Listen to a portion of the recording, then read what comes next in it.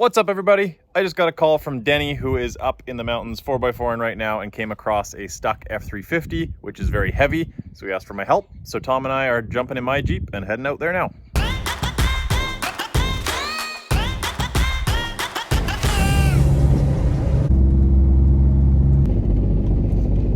Okay, so we're just on our way up the Forest Service Road, and apparently there's a tow truck that either is or was stuck that's trying to get the original guy that was stuck. So we're not sure what we're gonna find, but we should almost be there. If you hear a noise in the background, it's my U-joint that's about to explode, so hopefully that doesn't happen. All right, well, there's a truck. Doesn't look like a tow truck or a 1-ton, so yeah. All right, so we got a pickup truck that was coming up to try and help the tow truck, which is now stuck ahead of us. So he's on a line behind us and the tow truck's ahead of us. We'll have to get him out, and yeah. Here's the tow truck, 12,000-pound truck with all his winches out. Don't bring heavy trucks into the bush, moral of the story. All right, well, we drove around the tow truck for now because that's not fun. We're gonna go up to get Denny and the original guy stuck, and then I don't know what we're gonna do about that tow truck because it is very heavy, a lot of pressure in the tires, and there's nowhere to turn around. Like, it's just single track for a long time, so we'll see. Well, here's Denny in the 1-ton, so yeah, they're basically up at the lake. So I guess this guy has been in his F350 since yesterday. So they've spent the night. He's helped the tow truck get unstuck many times.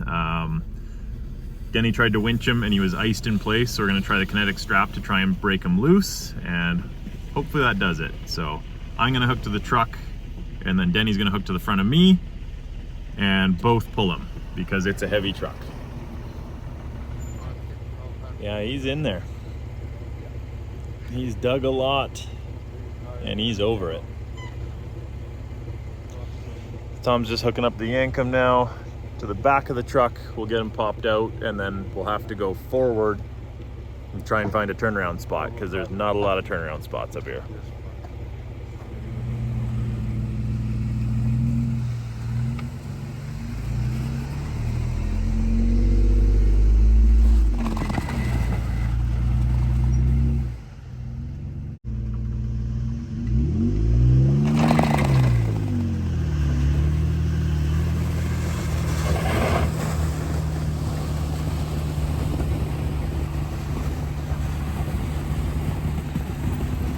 Go.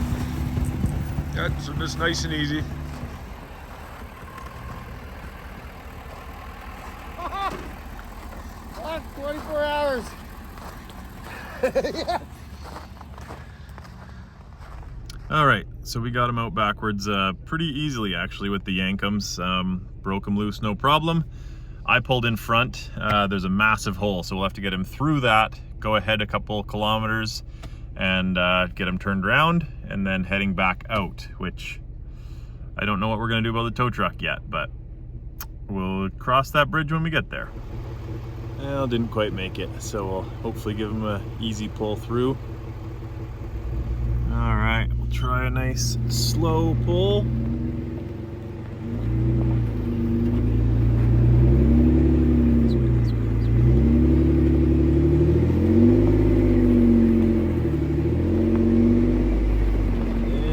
Out. Nice.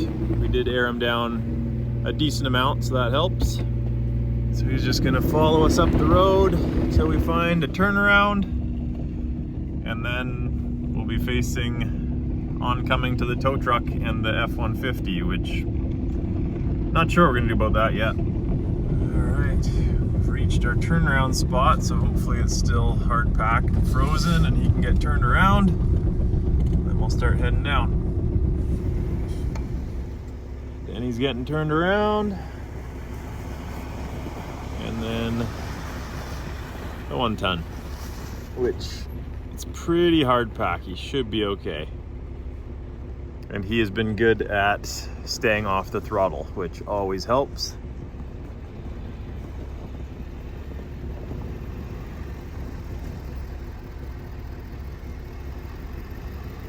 Nice few point turn.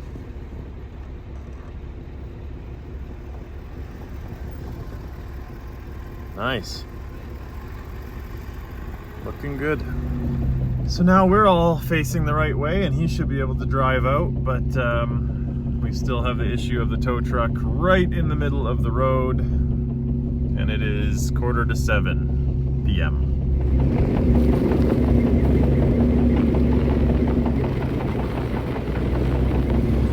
Okay, so tow truck is there, F-150 is there, he's got two-wheel drive, he's gonna try and start backing out. We have to pull the tow truck back about 2 kilometers is my guess.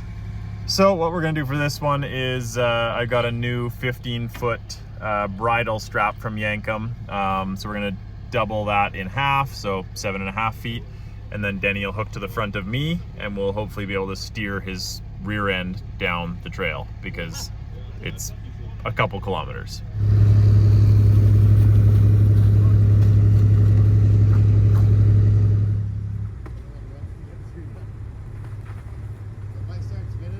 That's the beauty of the long soft shackle.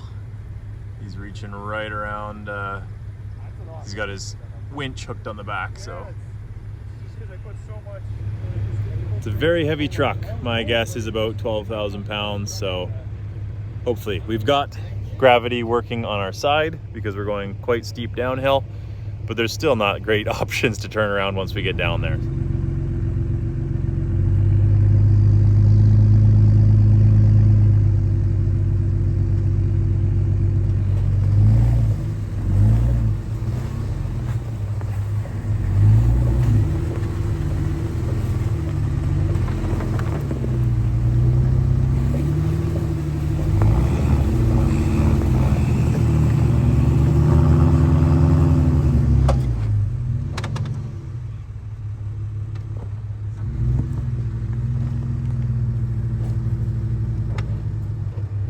All right, well, missed that shot, but we got him back on the road.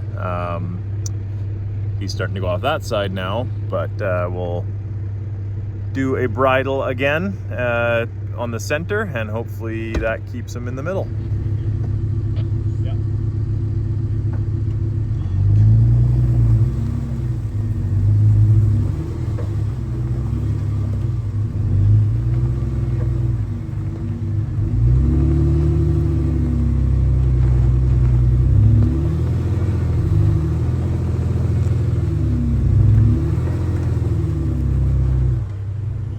So the F-150 got stuck about 50 meters down, so Denny's gonna winch him forward, get him back in the tracks, and then hopefully he's good. So sounds like not sure, sounds more like a diff than a U-joint or transfer case. Something just went in my Jeep, which it was going into the shop tomorrow morning, so can't say I'm totally surprised, but yeah, we'll see. So update, I have exploded my rear diff, and it was going in tomorrow to get the diff rebuilt. So poor timing, but that's the way it goes. So we're gonna pull my rear drive shaft and figure it out from there. I'll probably have to go get Marge, or maybe we leave it till tomorrow. Not sure yet. Okay, so we got my rear drive shaft pulled, but there's still chunks in there just making nasty noises. So I'm hoping it just completely grenades and becomes smooth, because then it's fine. Denny's now in front. The F350 got around the tow truck. We're gonna go get the F150 out and leave the tow truck, and I'll come back tomorrow with Marge and someone else, because it's now 8:15 and a whole bunch of nope. So there's Denny pulling up to the F-150. He'll probably go around him and pull him backwards to a point where we can turn him around. Okay, so Denny's going to attempt to get around the F-150, but as you can tell, it's very deep and soft, so he might get stuck, and if he does, then I'll winch him back.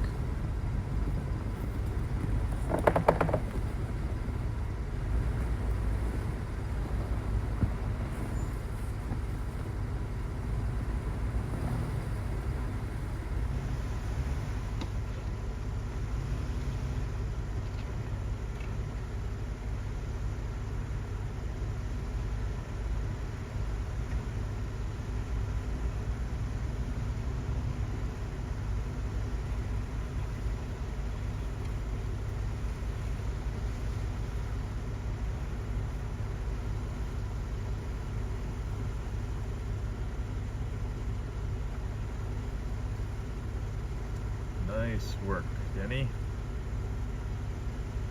Slow and steady.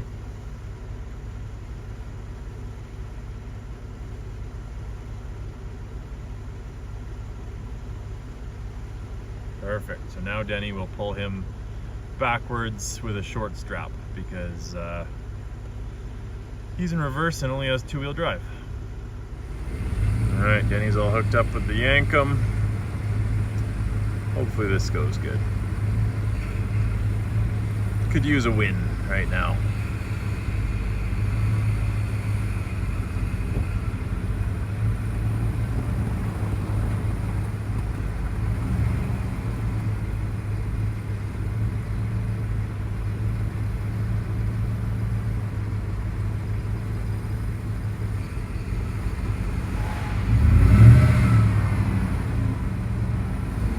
Okay, Denny's hooked up and hopefully he can get his back end back onto the hard pack.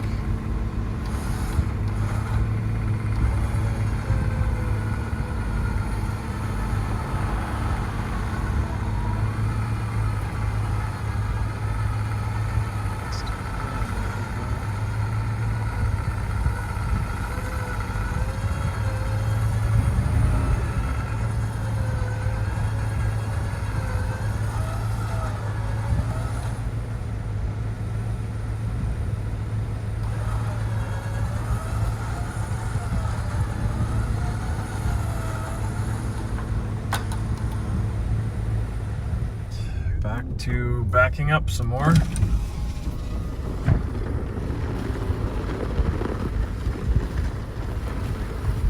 Only a kilometer or two to go. F350 is doing well. He's aired down a bit and just taking it nice and easy, staying in the tracks, doing a good job. Alright, so a few kilometers later, we found a hard pack spot to get the F-150 turned around, so he should be good now. I'm currently in front wheel drive and it's clunking a bit, but hopefully we at least make it to dirt, and then we'll figure the rest out. Still a pretty mean knocking, but as long as it doesn't bind up and get any worse, then hopefully we're good and can limp it out.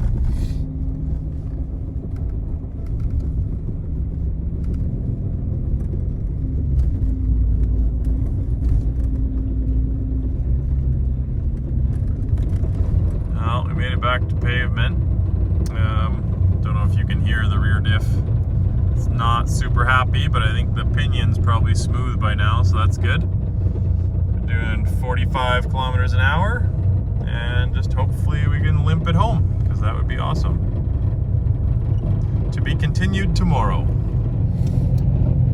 Good morning, everyone. It's the next day.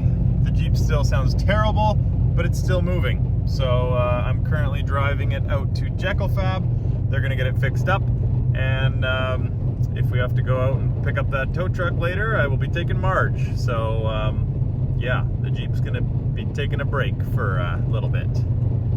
Hopefully we make it. So it's a couple days later. My Jeep did in fact make it out to Jekyll-Fab, although got some, well, news I was expecting, that the rear end in the Jeep is completely toast. So I'm heading back out to Jekyll-Fab now to check it out and see the damage, see what they're up to, check on the snow cap blade that's getting fixed, a whole bunch of stuff. Let's go. Never know what you're gonna find when you visit Jekyll-Fab. There's always some sort of cool vehicle. Looks like Hyde's here today, Jared's buggy. Always the odd army vehicle, etc. Nice Ford over there. All right, let's go check on the Jeep. Oh, hey, good looking. Oh. Hello. Oh.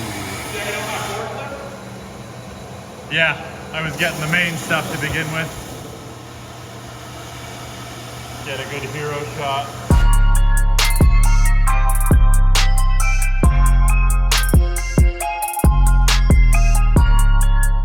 So, what are we looking at here?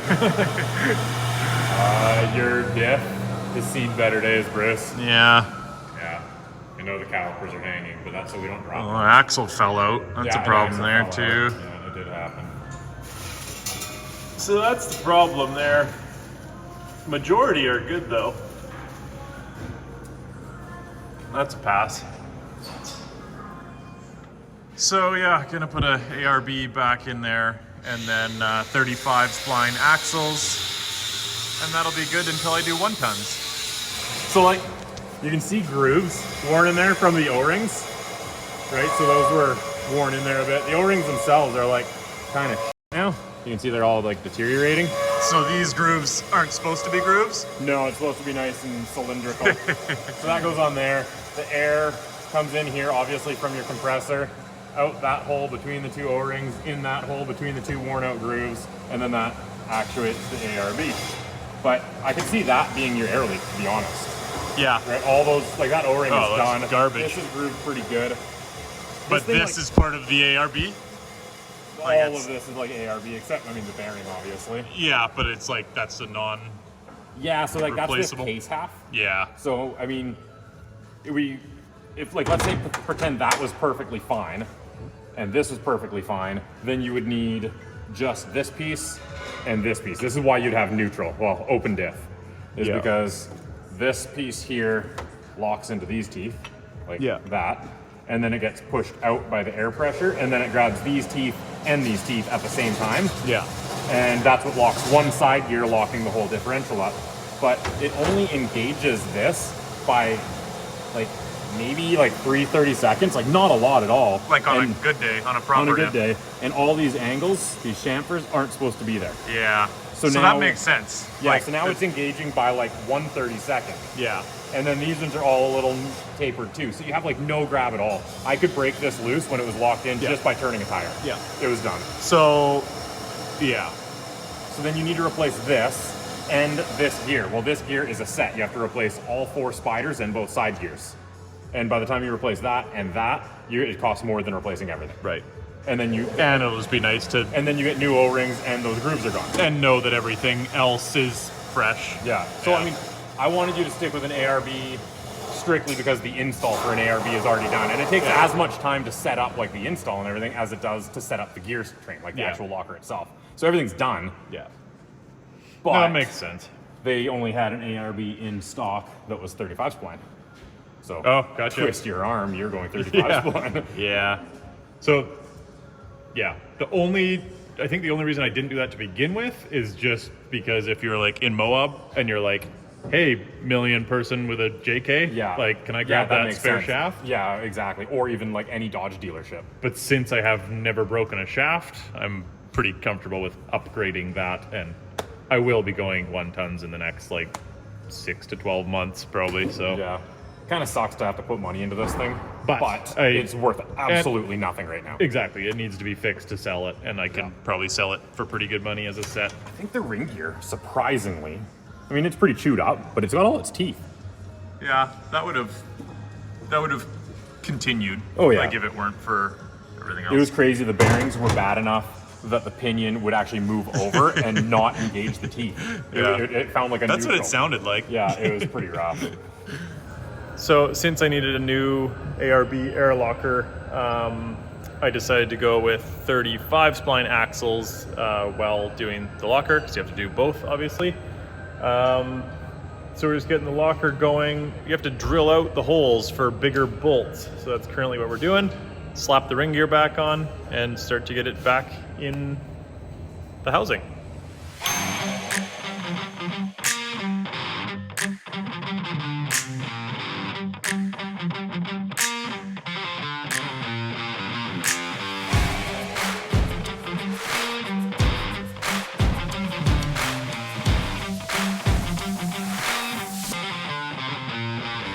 So this is the snow cap blade. He got welded up. Top one there ripped completely off. That side was bent. This side I think was bent out a bit. The plate itself was bent. Yeah. Oh yeah, one of the ends of the ram, that one there, was ripped off. Just welded that back on because I didn't want to try and find another one of those.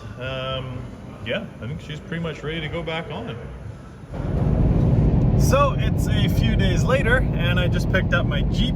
They replaced, well, the rear end like I showed you, locker, axle shafts, ring, pinion, and a bunch of joints in the front end. So now the suspension is feeling quite nice too. Driving amazing, handling amazing, and yeah, Jekyll-Fab. If you haven't watched my videos before, they're good friends, and they have automotive shop. They do a lot of customization. They are into off-road themselves, so they get it. They do suspension, amazing work, custom work, restoration. So if you need anything in the Okanagan, hit them up, Jekyll-Fab, and we'll see you later. Thanks for watching.